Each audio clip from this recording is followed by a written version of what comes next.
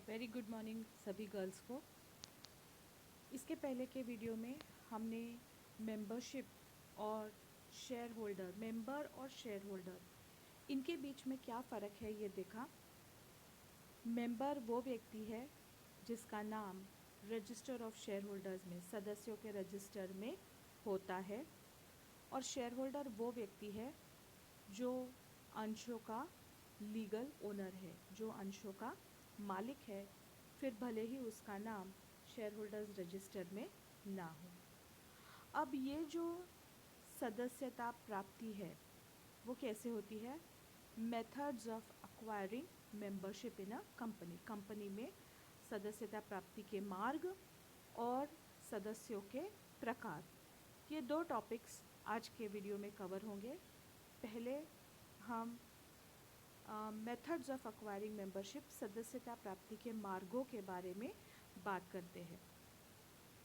तो जो फर्स्ट है वो है मेंबरशिप बाय अलॉटमेंट, मतलब कि आवंटन द्वारा सदस्यता प्राप्ति।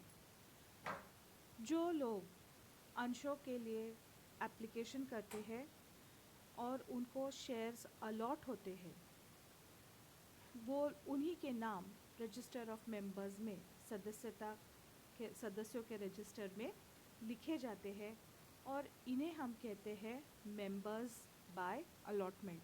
वो लोग जिन्होंने अंशों के लिए आवेदन किया है और आवेदन के पश्चात उन्हें अंश आवंटित हुए हैं, वो होते हैं मेंबर्स बाय अलॉटमेंट, यानी कि आवंटन द्वारा उन्होंने सदस्यता की प्राप्ति की है। अब जो इसके बाद है वो है ट्रांसफ़र और ट्रांसमिशन, हस्तांतरण और हस्तांकन। ये दो क्या चीज़ें हैं, आपने इसको 12th में भी पढ़ा होगा। तो हस्तांतरण क्या होता है? हस्तांतरण मतलब ट्रांसफ़र ऑफ शेयर्स। शेयर्स जो है, कंपनी के अंश जो है, इनको मूवेबल प्रॉपर्टी माना गया है, और क्योंकि ये मूवेबल प्रॉपर्टी है, इन्हें खरीदा या बेचा जा सकता है। तो अगर कोई व्यक्ति अपने अंश किसी अन्य व्यक्ति को बेचता है तो हम इसे कहते हैं ट्रांसफ़र ऑफ शेयर्स या अंशों का हस्तांतरण।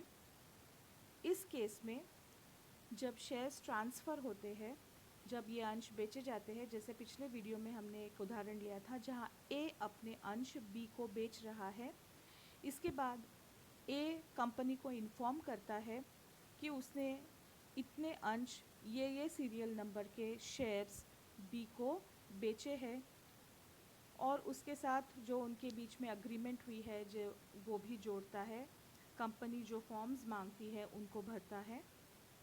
उसके बाद कंपनी ए से उसके अंश प्रमाण पत्र मांग लेती है और उनको डिस्ट्रॉय करके उनको नष्ट कर देती है, और अब नए अंश प्रमाण पत्र बनाती है बी के नाम पर, और अपने सदस्य रजिस्टर में से ए का नाम काट करके बी का नाम डाल देती है।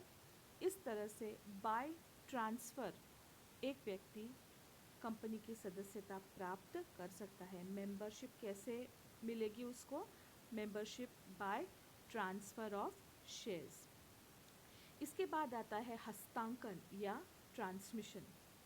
इसमें क्या होता है, हम एक और उदाहरण लेते हैं जहाँ एक व्यक्ति है ए, जो जिसकी मृत्यु हो जाती है, और मृत्यु के पश्चात वो अपने अंश, जो अंश ए के पास है वो अंश अपने बेटे के नाम कर देता है।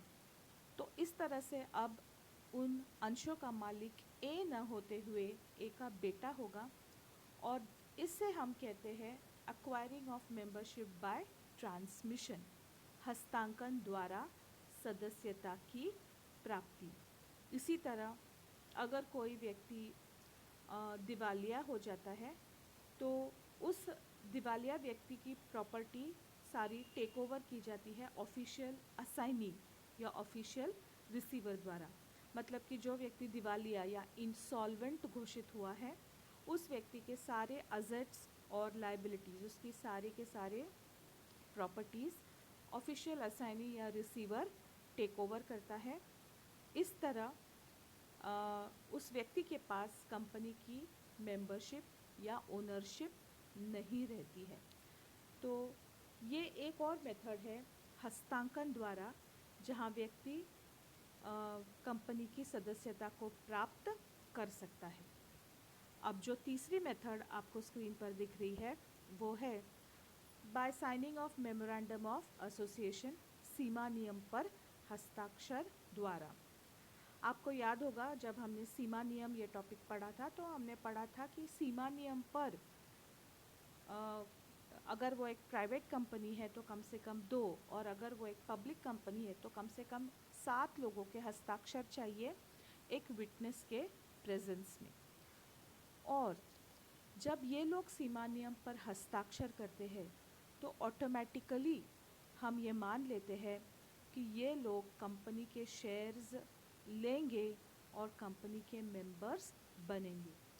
तो जिन्होंने सीमा नियम पर हस्ताक्षर किए, जिन्होंने मेमोरेंडम ऑफ एसोसिएशन पर साइन किया, वो लोग भी कंपनी के मेंबर्स कहलाते हैं, कंपनी के सदस्य कहलाते हैं। लेकिन ये ज़रूरी है कि इसके बाद जब उनको शेयर्स एक्चुअली अलॉट हो गए, जब उन्हें शेयर्स आवंटित किए जाएंगे तो उनके नाम भी सदस्यों के रजिस्टर में लिखे जाने चाहिए। लेकिन इसके बावजूद जब वो साइन करते हैं तभी हम ये मान लेंगे कि ये लोग कंपनी के मेंबर्स हैं, कंपनी के सदस्य हैं। अब एक और जो चौथी मेथड है वो है एस्टॉपल, बाय एस्टॉपल या प्रदर्शन के सिद्धांत द्वारा। एस्टॉपल ये जो शब्द है ESTOPPEL, इसका मतलब होता है रोकना। तो इसमें क्या होता है बाय एस्टॉपल या प्रदर्शन के सिद्धांत द्वारा, इसमें क्या होता है कि अगर कोई व्यक्ति ये डिक्लेयर करता है कि वो किसी भी एक XYZ कंपनी का मेंबर है, एक्चुअल में भले उसके पास कुछ भी नहीं है लेकिन वो सब जगह बोलता है कि हाँ मेरे पास शेयर्स है, मैं उस कंपनी का मेंबर हूँ, तो उस व्यक्ति को सदस्यता से मना करना अलाउड नहीं है। अब वो एक्चुअली उस कंपनी का मेंबर माना जाएगा, उस कंपनी का सदस्य माना जाएगा, मतलब कि उसको स्टॉप किया जाएगा मेंबरशिप को डिनाई करने से। वो नहीं बोल सकता कि नहीं अब मैं मेंबर या मैं मेंबर नहीं हूँ, क्योंकि पहले उसने सब जाहिर किया था, डिक्लेयर किया था कि वो कंपनी का मेंबर है। तो अब बाय प्रिंसिपल ऑफ एस्टॉपल, प्रदर्शन के सिद्धांत द्वारा, वो कंपनी के मेंबरशिप को डिनाई नहीं कर सकता। तो इस तरह से ये मेथड्स है कंपनी के सदस्यता प्राप्ति के, मेंबरशिप एक्वायर करने के ये मेथड्स है। अब हम आगे बढ़ते हैं टाइप्स ऑफ मेंबर्स, मेंबर सदस्यों के प्रकार कौन कौन से हैं। तो आप सभी जानते हैं कि अगर कोई व्यक्ति शेयर्स खरीदना चाहता है तो उसके लिए कुछ उसके रिक्वायरमेंट्स होती है, जैसे कि वो अबव 18 इयर्स ऑफ एज हो, वो दिमागी तौर पर स्थिर हो, मतलब कि वो पागल नहीं हो, और उसके बाद वो इंसॉल्वेंट नहीं हो, वो दिवालिया नहीं हो। तो जो ऊपर हमने सदस्यता प्राप्ति के मार्ग पढ़े थे उसमें जो 1 और 2 है, जो पहले था by signing of memorandum of association, मतलब कि सीमा नियम पर हस्ताक्षर करके, तो सदस्यों के प्रकार में पहला प्रकार वो है, इसमें वो सारे लोग हैं जो सीमा नियम पर हस्ताक्षर करके कंपनी के सदस्य बने हैं, जो मेमोरेंडम ऑफ एसोसिएशन पर साइन करके कंपनी के मेंबर्स बने हैं। दूसरा, वो लोग जो ट्रांसफ़र या ट्रांसमिशन, मतलब कि हस्तांतरण या हस्तांकन द्वारा कंपनी के मेंबर्स बने हैं। और तीसरे नंबर पर है कंपनी। कंपनी भी एक दूसरे कंपनी की मेंबर हो सकती है, मतलब एक कंपनी दूसरे कंपनी में अंश खरीद सकती है। कंपनी को अंश खरीदने का अधिकार इसलिए है क्योंकि कंपनी को एक कृत्रिम व्यक्ति या artificial person existing in the eyes of law, कानून की नज़रों में एक कृत्रिम व्यक्ति, एक आर्टिफिशियल पर्सन का उसे ये दिया गया कि हम मानते हैं कि कंपनी एक आर्टिफिशियल पर्सन है, वो एक कृत्रिम व्यक्ति है जिसका अस्तित्व केवल कानून की नज़रों में है। An artificial person existing in the eyes of law. और क्योंकि वो एक व्यक्ति है, उसे वो सभी अधिकार प्राप्त है जो एक व्यक्ति को है, और एक व्यक्ति को कंपनी के अंश खरीदने का अधिकार है, और इसलिए एक कंपनी दूसरे कंपनी की सदस्य हो सकती है। फोर्थ नंबर पर आता है पार्टनरशिप फर्म या साझेदारी। साझेदारी फर्म एक व्यक्ति का स्टेटस इसे प्राप्त नहीं है, और इसलिए एक साझेदारी फर्म किसी भी कंपनी के शेयर्स को खरीद नहीं सकती, लेकिन उसके जो साझेदार है, उसके जो पार्टनर्स है, वो अपने अपने नाम पर कंपनी के शेयर्स को खरीद सकते हैं।